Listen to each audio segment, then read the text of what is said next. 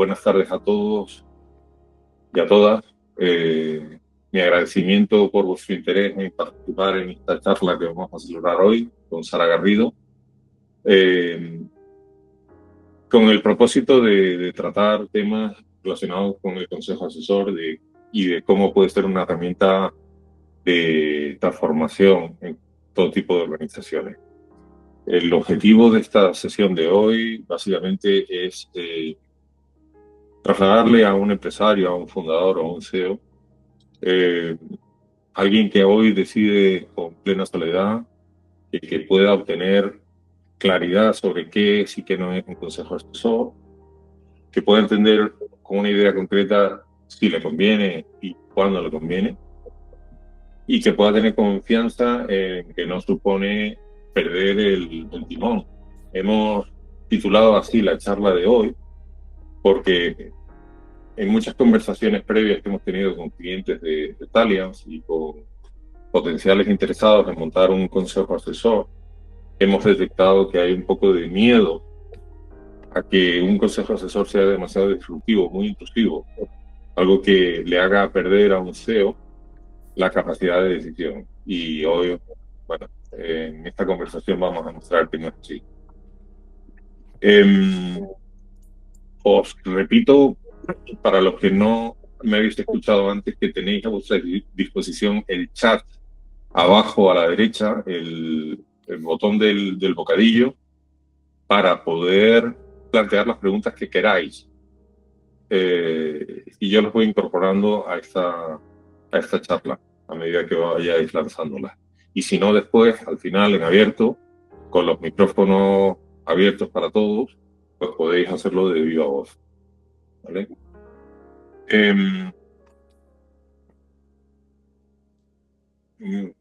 Me toca presentarte, Sara, y nos conocemos desde hace mucho, pero quiero poner en valor la experiencia que tiene Sara en gobierno corporativo, como decía antes, pero también en que Sara es una persona a la que le apasiona la empresa.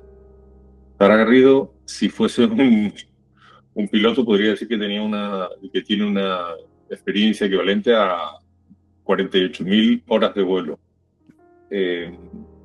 Lleva muchos años de ejercicio profesional, casi o algo así como 30, dedicada a acompañar a múltiples sociedades de diversos sectores y ubicadas en todo el territorio en su camino hacia el éxito. Y ha sido también testigo en primera línea de la desaparición de muchas empresas que se vieron abocadas a concursos de acreedores. Esa es otra de las especialidades de Sara. Ha sido testigo en primera persona de más de 200 procesos concursales. También ha formado parte de varios consejos de administración. Es socia del Instituto de Consejeros y Administradores, que es el máximo órgano en España de gobierno corporativo. Y yo que la conozco ya bien, es una firme defensora del Consejo Asesor como catalizador del crecimiento empresarial. Muy buenas tardes, Sara. Hola, buenas tardes, Miguel. Gracias por tus palabras. Gracias a todos los que hoy estáis aquí con nosotros porque sí, soy una apasionada de la empresa. Creo firmemente en los consejos asesores como parte del impulso para las empresas y hoy espero que os guste la charla que vamos a tener. Como dijo Miguel, por favor, preguntad todas las dudas que tengáis y desde aquí quiero dar las gracias a Taliance por la oportunidad, no solo a Miguel, sino también a Ignacio, que hoy no está con nosotros, pero que también tiene un papel importante en este tema. Así que nada, Miguel, arrancamos cuando quieras. Muy bien, muy bien. Antes de entrar en materia y tu experiencia acompañando consejos de administración y también consejos asesores, ¿cuál dirías tú que es el momento en el que un empresario no puede seguir decidiendo solo? Pues la verdad es que ese momento llega mucho antes de lo que el empresario cree. ¿Vale? Ellos no se dan cuenta, pero se meten en una dinámica en la que ya se está creando un tapón dentro de la empresa. Se empieza a notar cuando la empresa crece, cuando el fundador ya no puede ser el que gestiona todo, el que toma todas las decisiones, él no se da cuenta, pero él sigue funcionando como si fuera una empresa realmente pequeña. Y la solución ya no está en delegar, ya no está en crear más departamentos, ya no está en meter gente nueva, porque aquí el problema no es el talento del empresario, el problema lo tenemos en la toma de decisiones y en el proceso de esa toma de decisiones. Y ese es el momento en el que es necesario ya incorporar inteligencia externa a la empresa. Por lo que digo, ¿no? Porque no falla esa capacidad del empresario, pero sí cómo se toman las decisiones y tiene que tener ayuda para poder tomar decisiones, sobre todo con más claridad. Pero eso es muy interesante, Sara, porque de repente una empresa empieza a crecer y empieza a desarrollarse y, sin embargo, aun aumentando en facturación o en plantilla, las decisiones importantes siguen tomándose de forma individual o concentradas en las mismas personas. ¿Por qué ocurre esto? ¿Por qué funciona así? Pues fundamentalmente porque lo han hecho así durante mucho tiempo y eso les ha funcionado. Todos conocemos a fundadores de empresas que se agarran a su sillón, que ellos creen que lo saben todo, creen que dominan la empresa y, sobre todo, creen que ellos tienen que tomar todas las decisiones. Y esa inercia es la que se convierte en un problema. Al principio, cuando se crea una empresa, pues decidir rápido, decidir las cosas sobre la marcha es muy importante porque a los comienzos se necesita, ¿no?, esa agilidad. Pero luego llega un momento en que ellos se convierten realmente en un embudo, ¿no? Hay más complejidad en la empresa, hay que tomar otras decisiones. Son decisiones que ya ellos solos no pueden aportar y, sobre todo, también, pues se genera una desconfianza hacia ¿quién va a compartir esto conmigo? ¿Voy a perder autoridad? Entonces, en ese momento ellos no se dan cuenta, pero ya es donde empieza a fraccionarse, digamos, la toma de decisiones. O sea que básicamente esto podría solucionarlo o un consejo asesor o un equipo de psicólogos. Sí, a menudo, y yo te digo que, de hecho, en los concursos de acreedores en los que he estado, pues a veces se necesitan más psicólogos realmente, ¿no?, que expertos externos. Pero sí, sobre todo un consejo asesor, porque, como te digo, no es falta de talento, ¿vale? No es falta de que esa persona ya no sepa gestionar su empresa, ya no sepa qué es lo que tiene que hacer, sino que es una dependencia absoluta de esa empresa y eso es un cuello de botella. Porque cuando todo pasa por el mismo filtro, cuando tienes que esperar a que un señor tome la decisión, cuando tienes que esperar a que él diga lo que hay que hacer, pues se tarda mucho en ver cuáles son las oportunidades y, lo que es peor, en ver qué riesgos se están corriendo por no tomar esas decisiones, ¿no? Claro. Intuyó la respuesta, pero ¿te has encontrado casos de empresas que fracasan precisamente por esta cuestión? Porque hay empresarios que no se apoyan en inteligencia externa, en consejos asesores, en otro tipo de herramientas para poder compartir un poco la carga de las decisiones. Sí, Miguel, tú fíjate, por ejemplo, habrás tenido 1000 reuniones y todos los que estamos aquí seguro que hemos tenido 1000 reuniones donde el directivo con el que está sentado en una empresa te dice, tengo que consultarlo y en función de eso te doy la respuesta, ¿no? Eso es un síntoma claro de que todo lo decide el de arriba y es un problema. Sí que lo he visto, sí. Claro.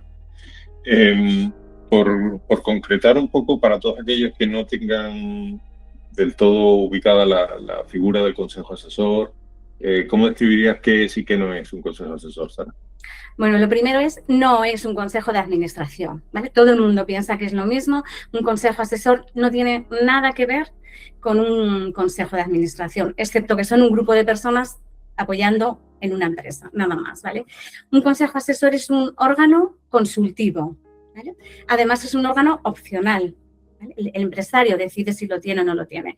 Y es un órgano, quedaros con esto, por favor, de apoyo y asesoramiento, solo apoyo y asesoramiento.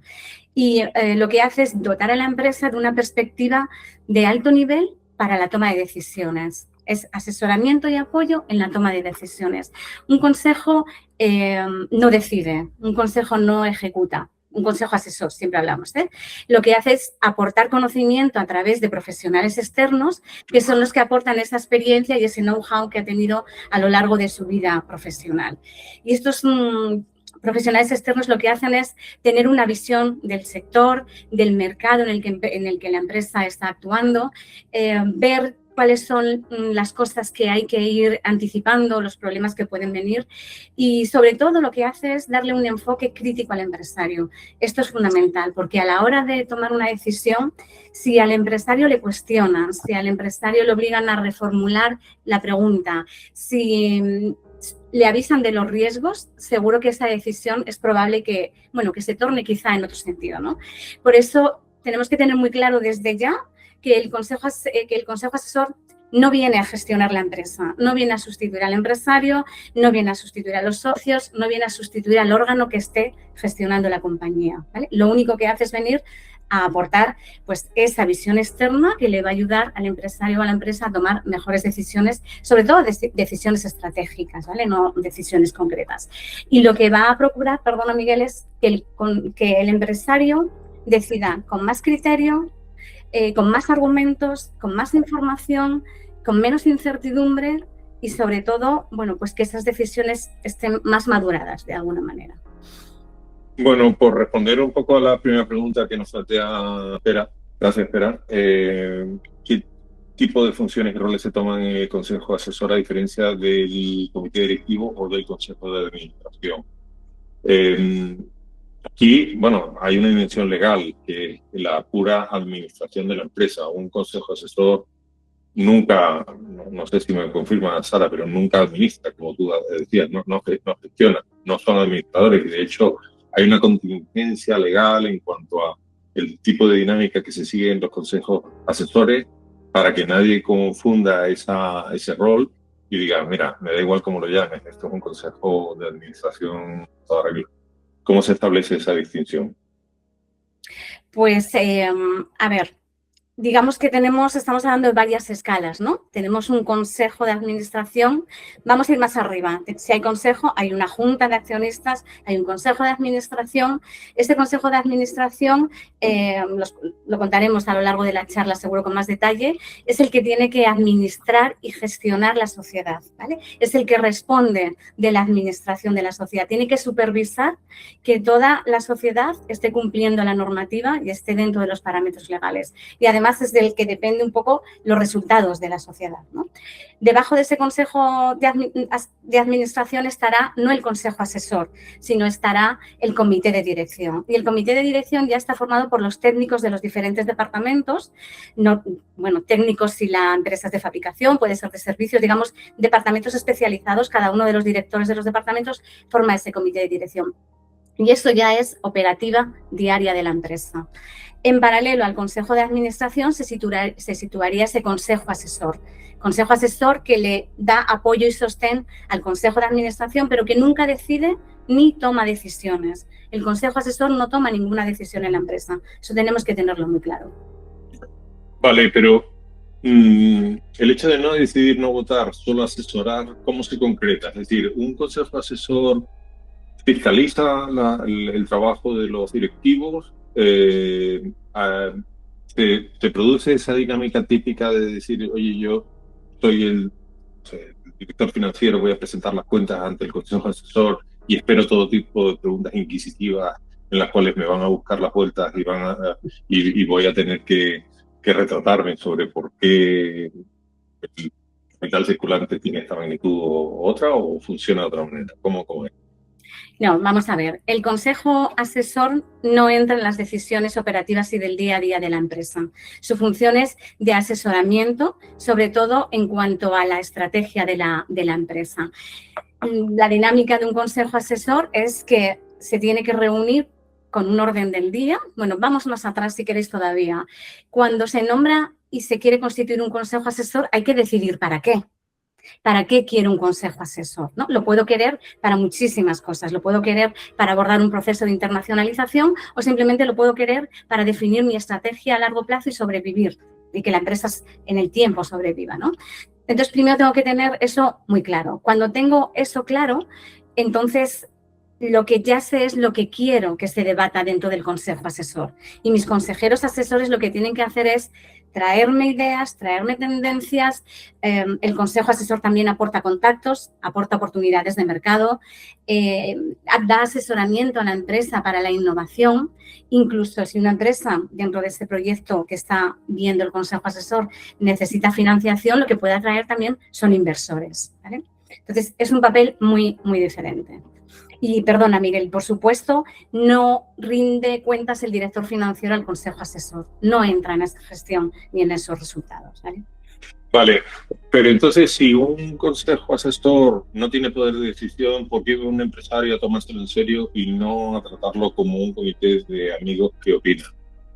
Y además esto, y antes de que me responda Sara, enlaza con una pregunta que nos plantea Juan Ignacio Alfonso. Gracias, Juan Ignacio. ¿Hay una resistencia mayor en España a dotarse de esta figura frente a quizás al norte de Europa, donde hay un entendimiento un poco más del valor que puede aportar la inteligencia externa?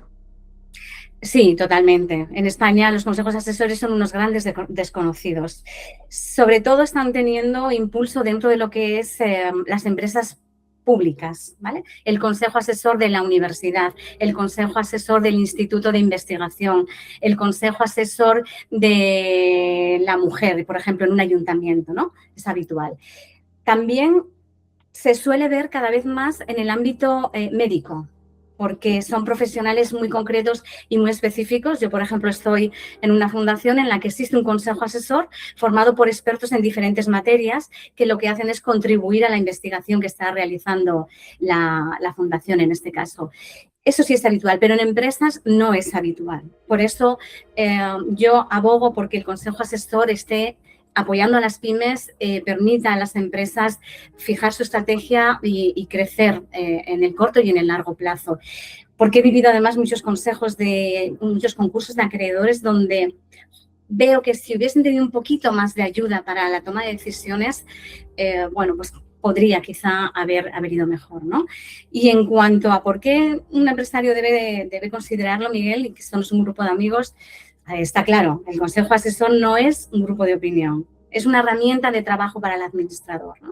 ¿Por qué? Porque le aporta conocimiento, le aporta experiencia, le aporta continuidad, le aporta criterio y sobre todo le aporta esa mirada crítica de la que hablábamos antes, ¿no? Ese cuestionarte lo que estás decidiendo, cuestionarte por qué vas por ahí, por qué no vas por este otro camino. Al fin y al cabo, los consejos asesores existían ya hace 2000 años, ¿no? En Roma, cuando el emperador se dotaba de un consejo de sabios. Bueno, pues el consejo asesor es equivalente a ese consejo de sabios. Se rodean de expertos en la materia que necesitan, profesionales con mucho conocimiento que les van a dar luz en ese camino.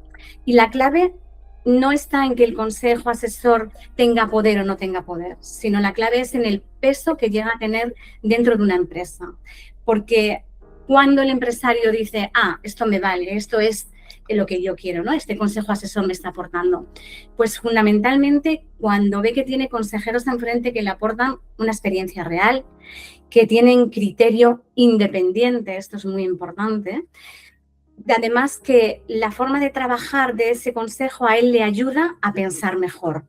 Y sobre todo, cuando él es consciente de que le está evitando errores. Porque la experiencia de los consejeros asesores lo que permite es que la empresa ya no coja un camino que esos consejeros saben que puede ser el erróneo o que le puede llevar a fracasar, ¿no? Entonces, hay que tener en cuenta que un grupo de amigos no tiene un compromiso con la empresa para darte conocimiento diferencial, para ayudarte en la innovación, para visualizar tendencias, para anticiparse a los riesgos. No hay ese compromiso en un grupo de amigos, pero sí lo tienes en un consejo asesor bien estructurado. Claro, en este punto yo creo que merece la pena incorporar también la pregunta, el planteamiento que hace Luz Velázquez, gracias Luz, que dice, entonces, ¿un consejo asesor se compone de una serie de miembros fijos independientemente del área que vayan a asesorar o se forma ad hoc para según qué objetivo? Y claro, merece la pena hacer referencia a que el consejo asesor es una figura no regulada y que por tanto la flexibilidad total. No hay una manera legal de organizarlo, sino hay una manera eficiente o ineficiente, ¿no? ¿Cómo ves esta cuestión, Sara? Pues aquí entramos ya en las diferencias entre el consejo de administración y el consejo asesor en todos los ámbitos. Y el primero y fundamental es el ámbito normativo de regulación legal, ¿no? Pero para resumir la contestación a la pregunta y luego desarrollarlo, Luz, tú puedes crear el consejo asesor como quieras. Es muy versátil, es muy flexible y decide el administrador que quiere crear ese consejo, cómo lo quiere crear, qué periodicidad quieren las reuniones, quién quiere que esté, qué quiere que trate. Pero es muy importante poner orden a todo eso, ¿vale? Luego lo comentaremos. Entonces, estas diferencias fundamentales entre el consejo asesor y el consejo de administración En primer lugar son, como os decía, por la regulación legal. El Consejo de Administración está estrictamente regulado en la Ley de Sociedades de Capital. Esta legislación regula cómo se compone, cómo se nombran, cuánto tienen que durar, si tienen que levantar actas o no, quién lo nombra, y eso no ocurre en el Consejo Asesor. No está regulado en España mercantilmente en la legislación del Consejo Asesor. ¿Vale? Es una regulación propia que normalmente se establece en el momento de su constitución y se crean unos estatutos que son los que el administrador societario o el empresario que quiere crear el consejo asesor decide que quiere que regulen ese consejo. Por lo tanto, flexibilidad total. Otra cuestión también que viene al hilo de esto es que si tú eres un consejero, estás sometido pues, a esa normativa, digamos, y a esa estructura férrea. En un consejo asesor, no, y el consejero asesor se permite muchas veces mayor libertad para poder opinar, para poder traer temas al consejo, porque enlazamos aquí también con cuál es, digamos, la competencia. El consejo de administración, que lo veíamos antes también, tiene que gestionar la empresa, tiene que supervisar qué se está haciendo, tiene que asegurar el cumplimiento normativo. Esto no lo tiene que hacer un consejero asesor. El consejero asesor simplemente tiene que apoyar y tiene que asesorar. Por eso esta es otra de las decisiones fundamentales. El consejo asesor, volvemos a decir, no decide, no vota, solo aconseja. A la hora de constituirlo existe una diferencia fundamental también, y es que para constituir un consejo de administración se necesita un acuerdo de la Junta de Socios o Accionistas, acuerdo que luego va al Consejo y dentro del Consejo se nombran los cargos. Esos acuerdos se tienen que elevar a escritura pública, se tienen que inscribir en el registro mercantil. Todo esto no existe en el Consejo Asesor. En el Consejo Asesor simplemente es el empresario el que establece esos estatutos y luego se firma un acuerdo de colaboración con cada uno de los consejeros. Y por último, hablamos de la responsabilidad, que es lo más importante. No es lo mismo la responsabilidad que tiene un consejero de un consejo de administración que la responsabilidad que tiene un consejero de un consejo asesor. El consejero del consejo de administración responde de la gestión que hace y de todas las actuaciones que está realizando en el ejercicio de su cargo y puede responder en determinados casos incluso con su patrimonio. Yo lo he visto en algunos concursos de acreedores como administradores societarios responden con su propio patrimonio de una condena. Sin embargo, un consejero de un consejo asesor no responde con su patrimonio. Su responsabilidad no existe salvo que cometan, falta del principio de confidencialidad, pero si no, no responden de cómo está la empresa, de cómo va la empresa o de las pérdidas de la empresa. Aquí hay un punto que plantea José Luis Palviño, gracias José Luis, y es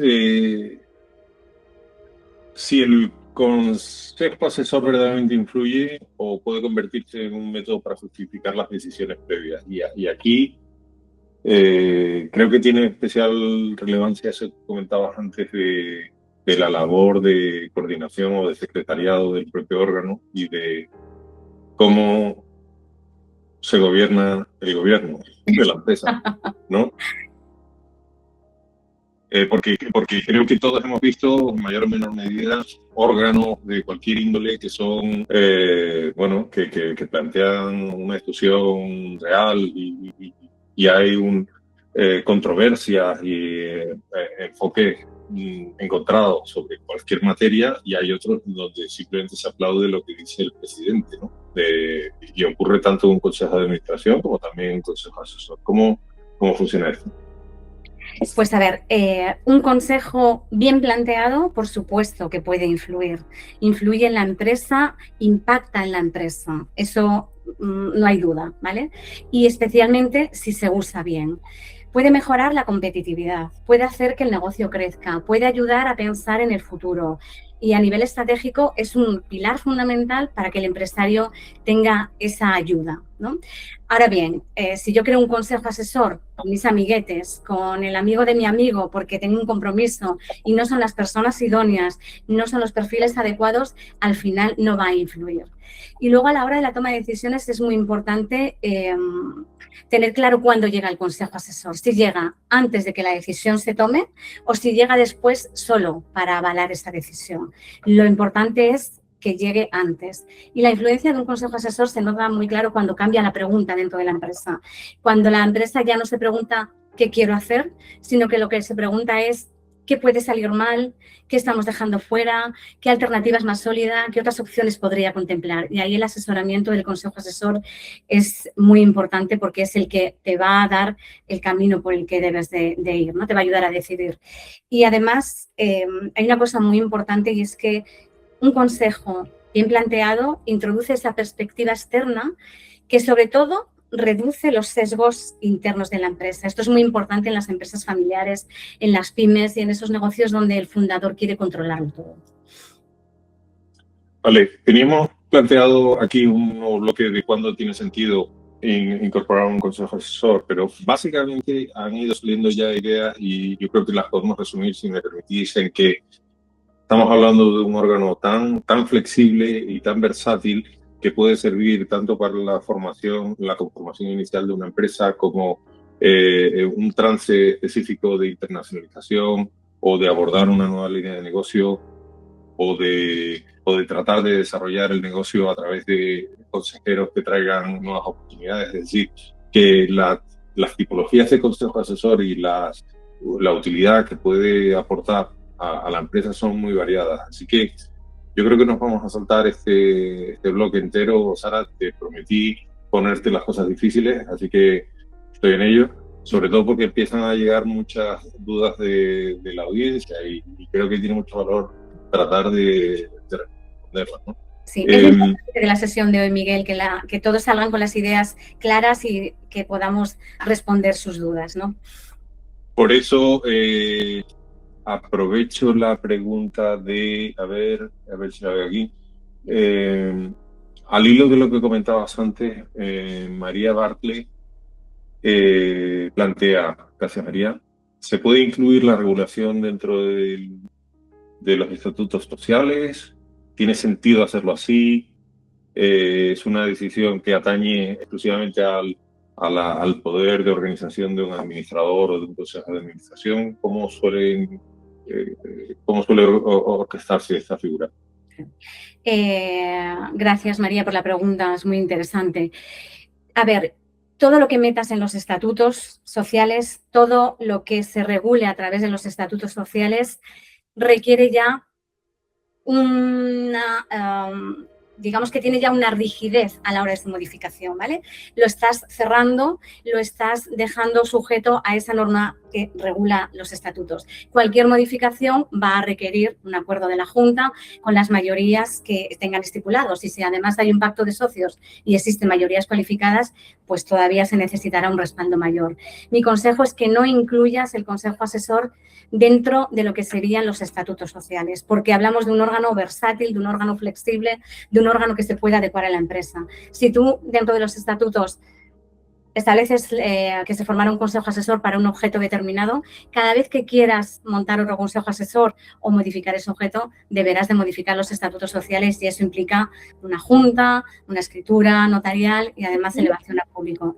Yo te recomendaría que no lo hicieras. Y si es necesario por la exigencia de alguno de los socios, yo también planteo que es mejor utilizar alguna fórmula del estilo de una opción, no tanto una obligación. Es decir, la empresa podrá dotarse de un consejo de administración, de un consejo asesor en vez de algo taxativo, porque entonces ya pues, le añades esa rigidez que va un poco en contra del propio espíritu del consejo asesor. Yo sí he visto, María, que el consejo asesor se regula en el pacto de socios. Entonces, quizá ahí sí tiene más sentido porque, bueno, al final es el acuerdo y es un órgano que normalmente se quiere que ya nazca desde el principio en la empresa, un advisory board para que la empresa pueda tener asesoramiento específico en un campo determinado. Vale, ¿cómo se compone y cómo funciona en la práctica un consejo asesor, Sara? Si yo decido montar uno mañana, ¿cuántos miembros necesito y qué perfiles busco? Y con esta pregunta que ya teníamos más o menos organizada, yo creo que damos respuesta a algunas que se están planteando por la audiencia. Bueno, esta pregunta es muy buena y no tiene una única respuesta, ¿vale? Vamos por partes.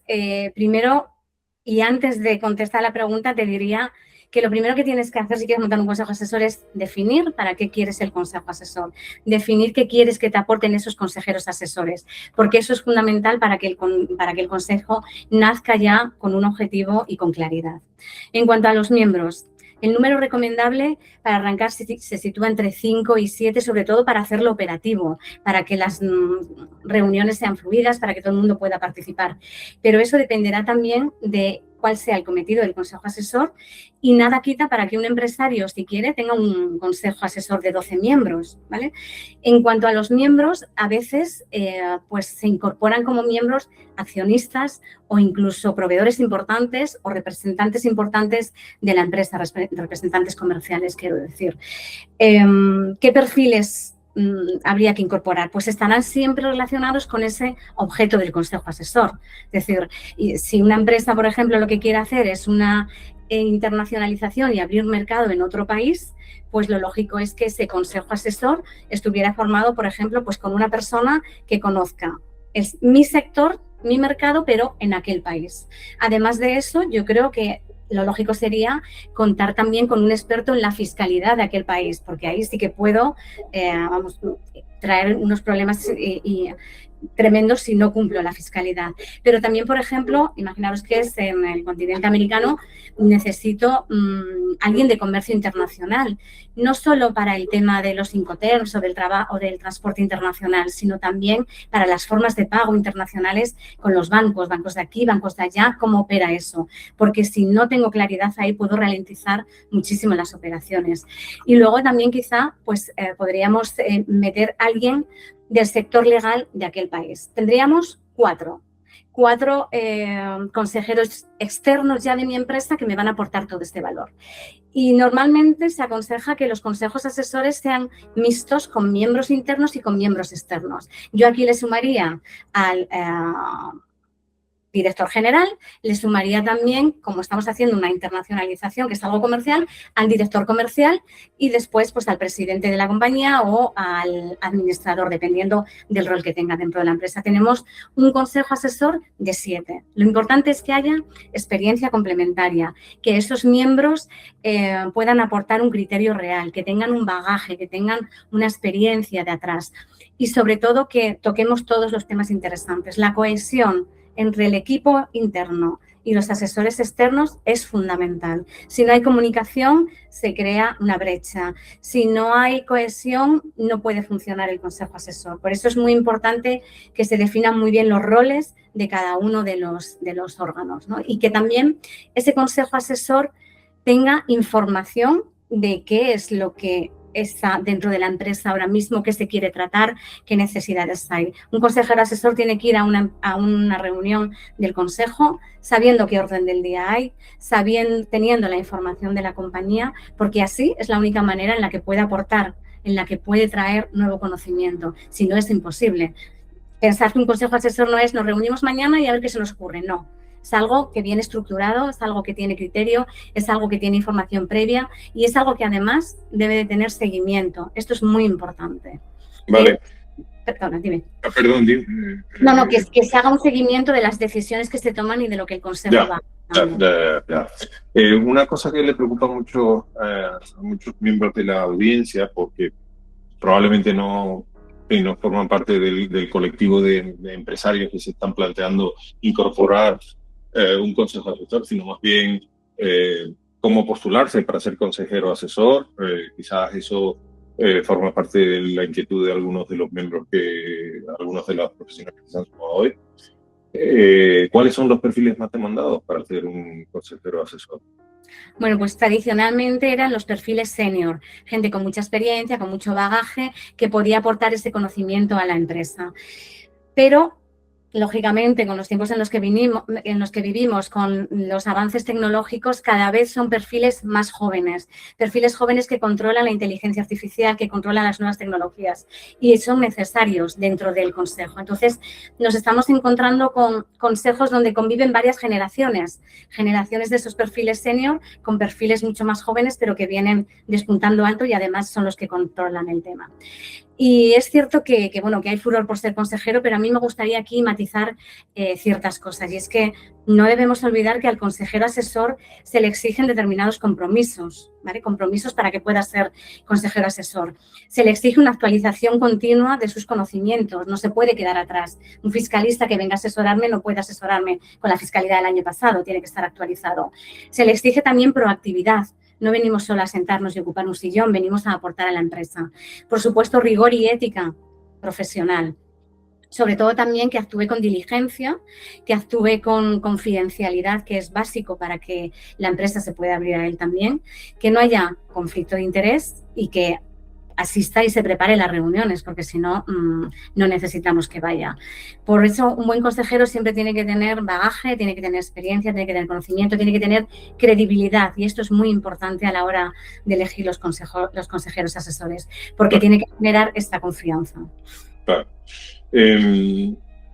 Toma un poco también en la línea de una pregunta que nos plantea Julia Sáez, que dice: ¿qué diferencia hay entre un consejo asesor y la contratación de asesores externos para temas específicos? Lo quiero poner en relación con la frecuencia con la que se reúne el consejo, porque es verdad que los consejos asesores pueden funcionar en pleno, con reuniones propiamente dichas, y también entre plenos puede haber una interacción un poco más tipo senior advising entre la empresa y el consejero.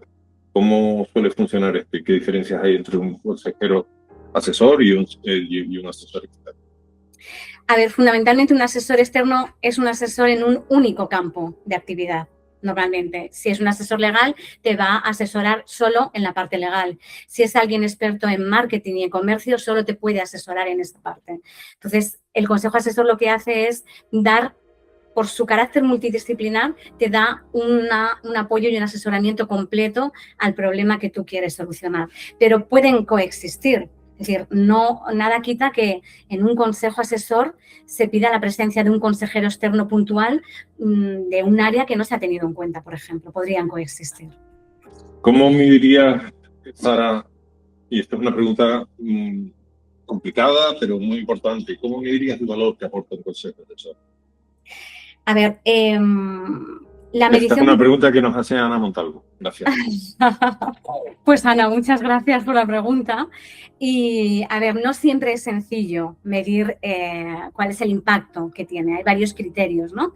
Hay algunos supuestos donde la medida es muy fácil porque hay una relación directa entre lo que ha aportado el consejo asesor y lo que la empresa ha obtenido. Imaginaos, por ejemplo, cuando un consejo asesor aporta un contacto comercial o un consejo asesor aporta una oportunidad de negocio o aporta una conexión estratégica para la empresa o trae un inversor. Ahí, evidentemente, bueno, pues el éxito es muy fácil medirlo, ¿no? Pero luego hay otros casos donde no es tan sencillo y lo que hacemos es acudir pues, a encuestas que lo que hacemos es no solo preguntar a la empresa, sino también a los consejeros asesores. A la empresa se le pregunta información sobre si le parecen adecuadas las propuestas, si ha recibido suficientes propuestas, si le han impactado, si le han servido para algo. Pero es muy importante también contar con los miembros del consejo asesor, porque imagínate que tenemos un empresario que está cerrado a la escucha, que no permite que los consejeros aporten, pues ahí no está fallando los consejeros externos, sino que está fallando la propia empresa. Y luego hay otros parámetros que, bueno, que solo se pueden medir realmente a largo plazo. Con el impacto que haya tenido el consejo asesor, por ejemplo, pues en la reputación de la empresa.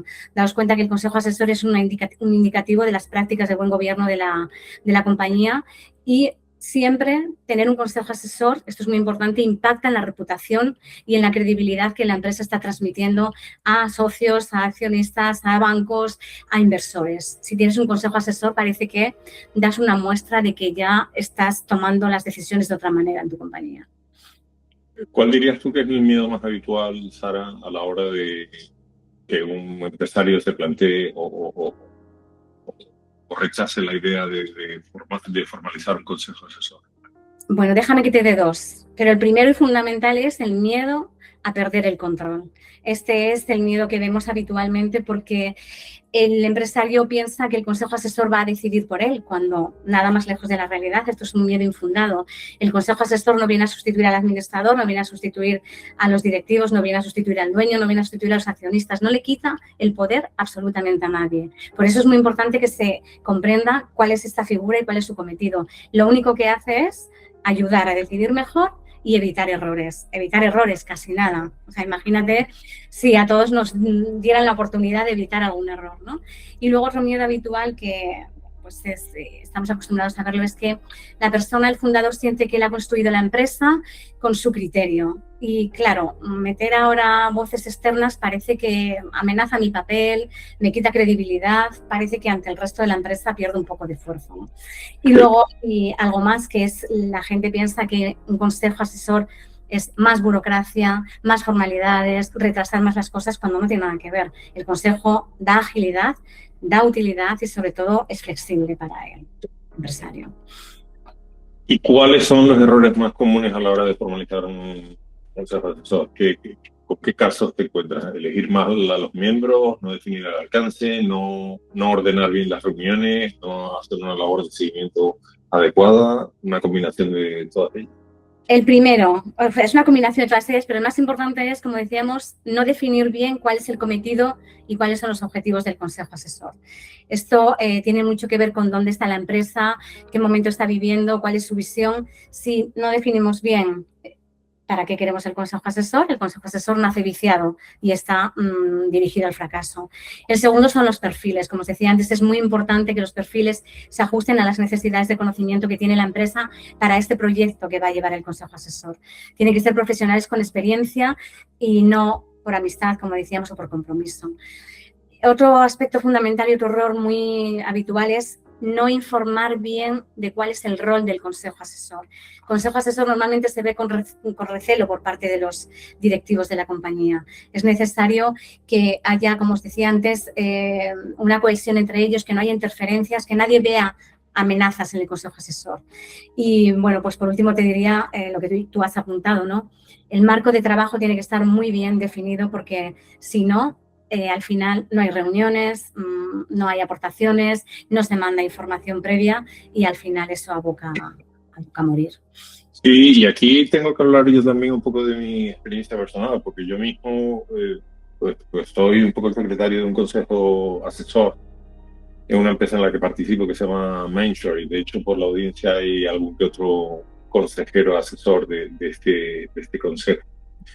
Y lo que me he encontrado es que es verdad que exige planificación y exige una dinámica de trabajo que no se improvisa y que hay que hasta el momento anterior a la conformación de este consejo, pues no había que hacer según qué tareas de seguimiento, de control, de evaluación, de definición de temas, de planteamiento, de generación de información para que los consejeros estén adecuadamente informados de las cosas sobre las que van a opinar. Es decir, que no, yo creo que es un error pensar que esto no genera una dinámica y un trabajo adicional dentro de la organización, y que existe también la disciplina de la que tú mencionabas antes, ¿no? Que no es tan fácil. No, y has apuntado a que tú eres el secretario del consejo asesor. Fijaos, es habitual que haya secretario en un consejo de administración, pero es muy necesario que haya un secretario o alguien que lleve la secretaría del consejo asesor, porque es esa persona que se ocupa de que realmente el consejo asesor esté funcionando como tiene que funcionar. Miguel, dime, sal de ese papel de secretario y dime qué es lo que crees que más ha aportado el consejo asesor de Mainshore en la práctica. Pues mira, es una buena pregunta, porque yo creo que realmente son muchas cosas, pero sobre todo es el concepto literalmente de inteligencia externa, ¿no? Es un poco el sentido de decir, uno dentro de una empresa está tan condicionado por las mentiras que te terminas creyendo, de que el mundo es tal y como lo ves y tal, que no eres capaz de salirte de ese marco de pensamiento y de evaluar otro dibujo distinto de la realidad que estás experimentando. Entonces, yo sé que suena un poco abstracto, pero en el fondo es súper valioso que haya gente con una visión más virginal, más alejada de la empresa y que sea capaz de pintar una realidad aséptica no condicionada por el día a día que uno vive cotidianamente y que te impide ver, o sea, son como muchas ramas que te impiden ver un bosque bien desde lo alto, ¿no? Entonces esa visión estratégica, aséptica, externa y completa, a mí me resulta muy estimulante. Y hemos aprendido mucho, no solo de la experiencia, no solo de todo el conocimiento acumulado por parte de todos los profesionales que conforman ese consejo asesor, sino sobre todo de incorporar literalmente una visión, por muy experta que sea o por muy poco, yo creo que siempre es bueno dejar que alguien opine sobre tu realidad. Si tuvieras que darle un consejo a las personas que nos están escuchando que quisieran montar un consejo asesor, ¿qué les dirías hoy? Bueno, que obviamente depende, porque no es una realidad que valga para todo el mundo, pero sí es algo por lo cual yo abogo mucho, un poco por lo que tú decías, ¿no? Para mi gusto, un consejo de administración es como una medicina demasiado potente para algunos pacientes pequeños, como darle una dosis de adulto a empresas que están todavía en una fase de desarrollo, no llegan a ese umbral de tamaño o de masa crítica necesaria para que verdaderamente sea útil o crítico incorporar el consejo de administración, pero sin embargo el consejo asesor es un órgano que puede servir también para contrastar las opiniones y que puede funcionar en muchos formatos muy distintos. Es decir, si una empresa es muy pequeña, a lo mejor un consejo de administración que se reúne a 4 veces al año es suficiente. Si esa misma empresa evoluciona y se complica y empieza a tener bueno, una actividad mucho más sofisticada o nuevas líneas de actuación o ese tipo de cosas, pues a lo mejor las reuniones tienen que ser 8 y no 4. O incorporar a algunos especialistas más, pero es algo que permite, digamos, que sea muy flexible, muy maleable, ¿no? Sobre todo yo me he quedado también con una cosa que coincido mucho con tu planteamiento, ¿no? Y es el definir exactamente cuál es el propósito, para qué quieres el consejo asesor y cómo lo vas a conformar, porque según eso puedes encontrar la vía para que pueda servirle a una pyme una startup recién constituida o a una empresa del sector biotecnológico o de farma y sanitario que siempre requiere, digamos, un consejo asesor científico o gente con muchos contactos en el ámbito regulatorio o en el ámbito del Deep Tech internacional o cosas de ese estilo, ¿no? Es decir, podemos poner muchos ejemplos muy distintos, ¿no? Pero siempre hay un momento adecuado para muchas empresas que están en una fase de crecimiento, para las cuales probablemente el consejo asesor es mucho más práctico y mucho más útil que no un consejo de administración que es formal, que es estricto, que es como un transatlántico, que no hay manera de cambiarle el rumbo.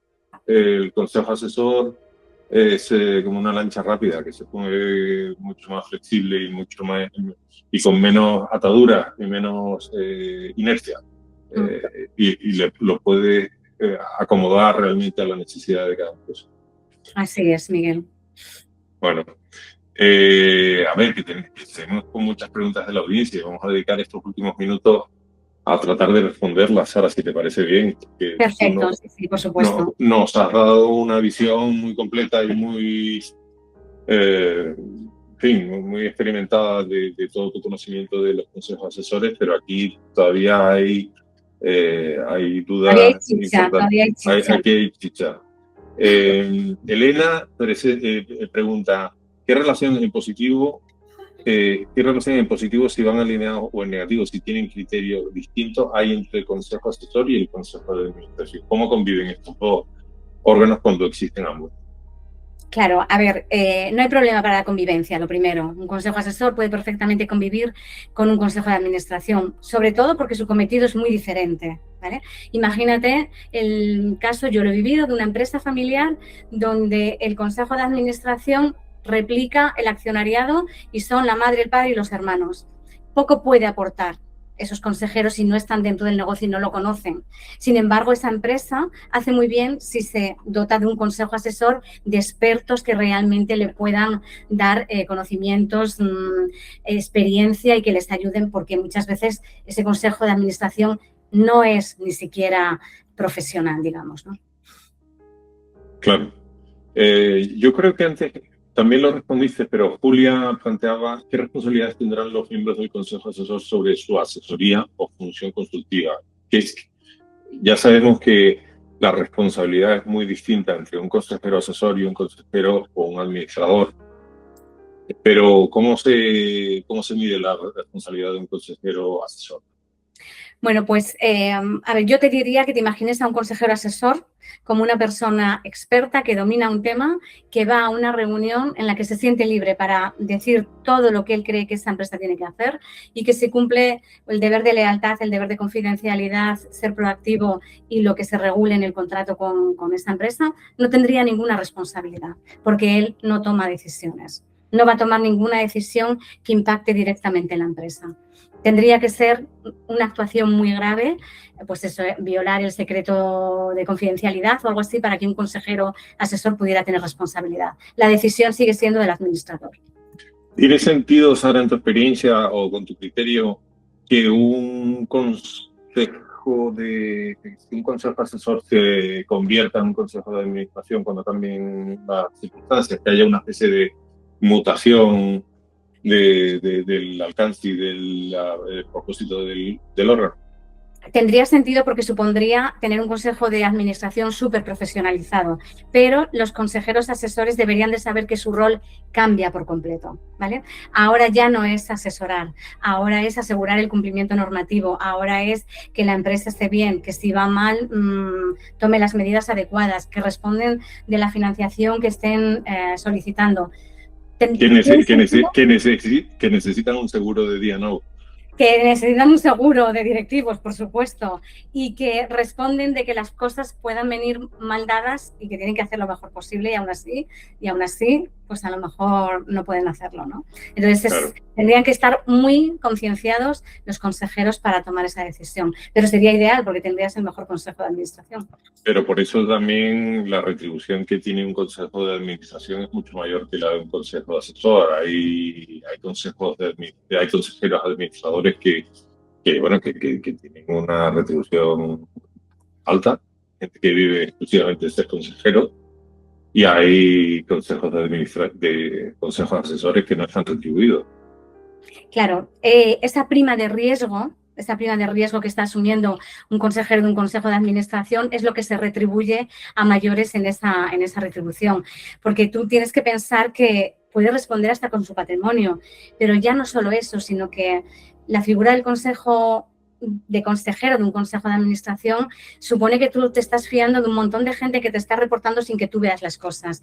Muchas veces es muy difícil el salto de un rol ejecutivo a un rol de consejero, porque tu objetivo no es revisar la contabilidad de pe a pa, tu objetivo no es revisar todo lo que ha hecho la empresa, es aprobar unas cuentas que te las dan hechas. Puedes pedir información, por supuesto, pero tu información es mucho más limitada que de lo que te gustaría y a veces tienes que tomar decisiones con un informe que alguien te da, pero no tienes el detalle de poder bajar al punto más pequeño, ¿no? Tú decías que no querías preguntas muy difíciles. A ver, cuéntame. Es que Sara Jiménez pregunta la cosa más difícil del mundo. A ver, toca ya. ¿Cómo o quién hace ver a la propiedad que necesita un consejo asesor? Pues mira, ¿cómo y quién? Yo te diría que los abogados, no sé si eres abogado o no, los abogados aquí tienen un papel fundamental, porque muchas empresas cuando tienen un problema lo primero que hacen es acudir a su abogado y el abogado se convierte un poco en su apoyo para todo, ¿no? También las asesorías. En la asesoría estás... hoy nos han puesto precisamente un comentario dentro de LinkedIn en relación a esto, ¿no? Muchas asesorías ven como un directivo ya no puede seguir tomando decisiones y necesita un consejo asesor. Lo ideal es también, si la familia es profesional, que le pueda abrir los ojos, ¿no? Pero tiene que ser personas en las que el empresario tenga mucha confianza. Esas son las que le pueden abrir los ojos. Vale. Vale, entendido. Estamos terminando ya, pero todavía estaremos unos minutos respondiendo a algunas preguntas. Lo digo porque si alguien quiere de viva voz intervenir, este es el momento adecuado. Simplemente tiene que desactivar el mute del micrófono y lanzar la pregunta abiertamente, ¿no? Pero aprovecho mientras alguien se anima, si lo desean, en plantearte otra pregunta que plantea Pera. Los consejeros independientes dentro del Consejo de Administración, ¿no harían funciones similares a un consejo?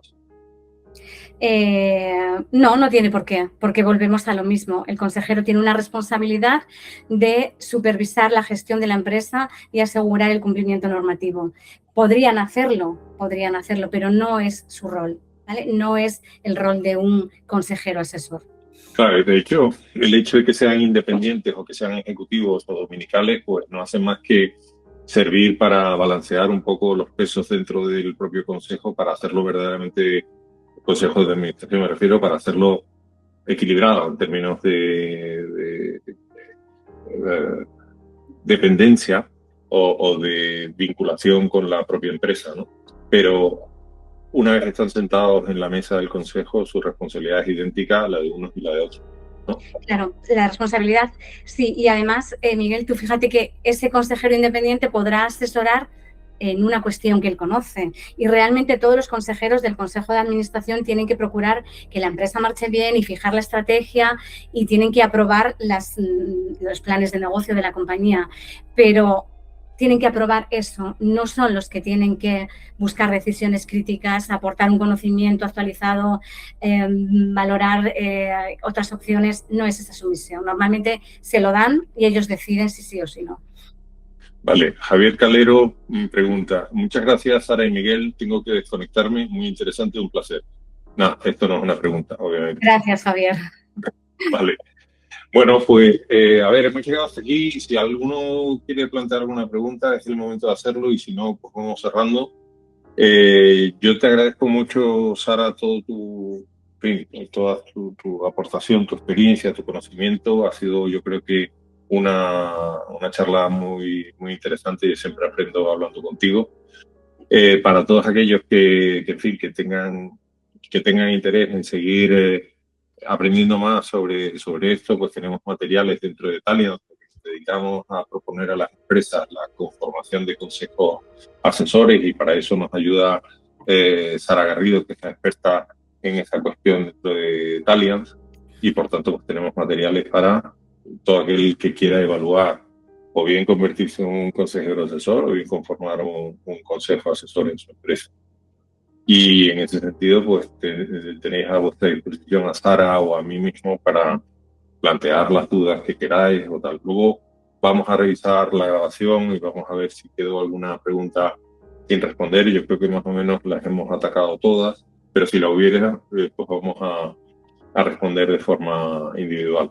Y nada, como os digo, muchas gracias, Sara, muchas gracias a todos por vuestro interés, por vuestra participación, por vuestras preguntas, y hasta una próxima edición. Gracias a ti, Miguel, gracias a Taliance y gracias a todos los que habéis participado y por vuestras preguntas. Nos vemos en la próxima. Gracias.